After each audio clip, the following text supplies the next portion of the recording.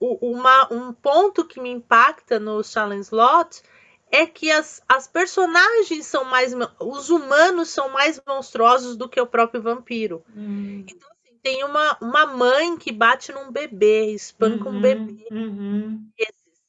Então, aquilo me chocou de tal forma que você começa a entender que, às vezes, o vampiro tá ali, sabe, para fazer o contraponto, porque quem é o terrível são os humanos, né? O King, ele coloca, ele assim, um dos aspectos que eu acho mais interessante da composição de personagens que ele faz é que realmente, assim, não existe um cara totalmente bonzinho ou então uma pessoa que na verdade, a gente pode até ver que tem pessoas que são muito más mesmo, elas são más, ou então são loucas, tal.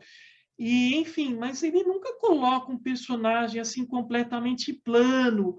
Alguma coisa sempre tem de ruim, de negativo, que nem, por exemplo, no Salem Lot, nós temos o Padre Callahan, né? Quando o Padre Callahan ele vai enfrentar o líder dos vampiros, o Kurt Barlow, ele acaba falhando, porque, né, sem dar spoiler, mas isso é interessante comentar, por falta de fé, né? E o próprio vampiro joga isso na cara dele, fala assim, olha, eu vou te derrotar porque você não acredita em Deus, você não tem fé. Então, veja bem, e isso é um ponto interessante que o Stephen King coloca.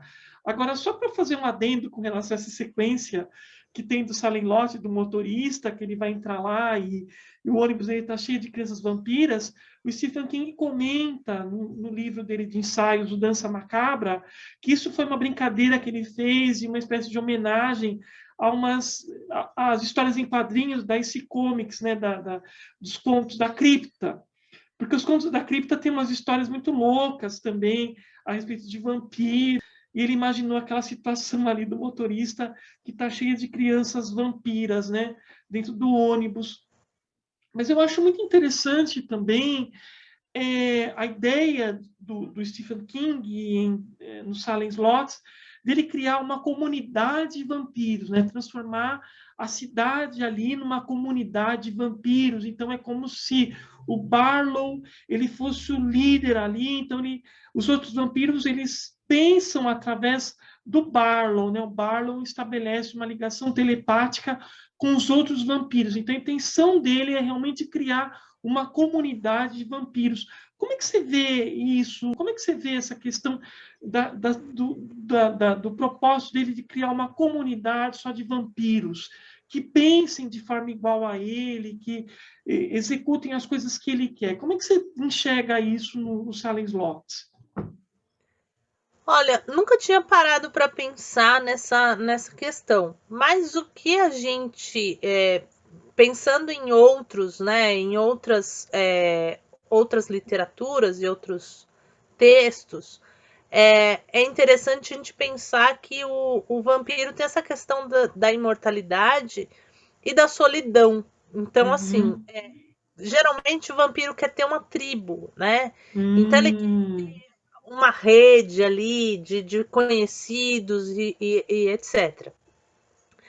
Porque se a gente parar para pensar, a questão do próprio o vampiro, no Silent Slot tem a questão da casa, que eu acho que a Sim, casa sim. é fundamental. Aquela casa no alto ali, que via toda a cidade, a própria casa já é algo, né, de líder, né, por assim dizer. Porque Exato. da casa ali, daquele lugar, você conseguia ver toda a cidade. Então, tem essa questão. Não sei te dizer se tem alguma coisa a ver com a questão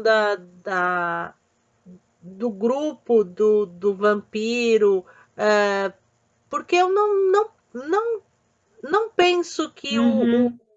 o vampiro do Silent Slot queria ter, tinha problema de socialização. Eu acho que não é esse o ponto. É diferente de alguns outros escritos que você tem essa questão. Por exemplo, o Ano Drácula do Kim Que Newman. Newman. Uhum. Tem essa questão de ter essa divisão, essas castas, né, de Uhum, vampiros e uhum. tudo mais. Mas do Salem Slot nunca pensei. Talvez seja algo que mereça reflexão. Se a gente for pensar que Salem Slot é uma releitura do Drácula, o próprio Stephen King comenta isso em Dança Macabra. Ele falou durante uma aula de literatura em que ele estava comentando o Drácula, veio na cabeça dele a ideia, né? E se o Drácula resolvesse atacar uma cidade do interior dos Estados Unidos? E se a gente for ver no Drácula, a intenção do Drácula quando ele vai para Londres é realmente criar uma raça ali de vampiros ali para dominar o local. Então, em certa medida, acho que o Stephen King realmente ele quer reproduzir aquela questão da colonização às avessas, né? Como se os vampiros se transformassem ali nos donos daquele lugar ali, dominasse aquele local. E você falou a respeito da questão da casa, né? A gente pode ver que a casa no Salem Lot é como se fosse uma espécie de personagem também, ela tem muita importância. É como se ela fosse um imã, né? Ela atrai o Barlow, né? É um imã do mal. O Barlow não escolhe aquela casa à toa, pela própria localização que dá para você ver toda a cidade ali pela vista ali.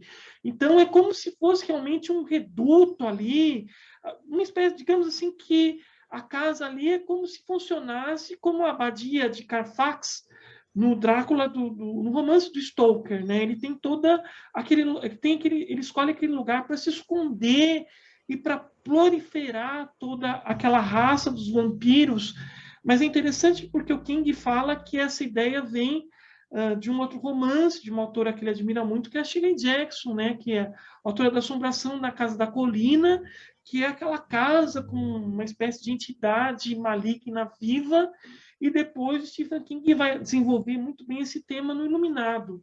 Né, que aí ele tem a exploração bastante ampla desse cenário ali, como realmente um germen para a proliferação de forças malignas.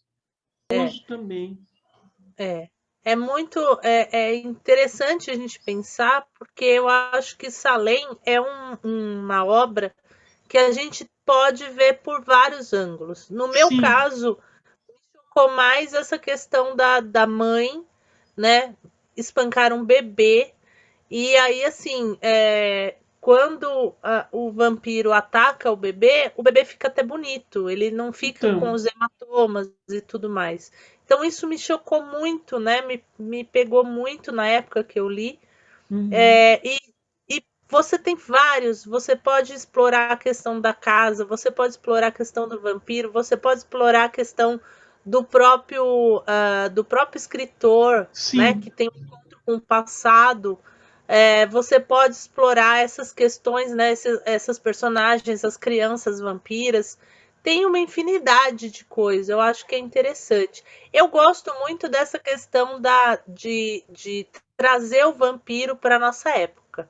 Tanto Uhum. que muita gente detona o Drácula da Netflix, lá da BBC, e eu gostei, né? O Uhum. episódio que eu gostei. Claro que tem as ressalvas, por exemplo, a menina chamar Lucy, ter o mesmo sobrenome, eu acho que foi um pouco forçado. Uhum. Poderia ser o mesmo nome, o mesmo primeiro nome, mas não o mesmo sobrenome, ou outro primeiro nome e o sobrenome de família. Uhum. Uhum.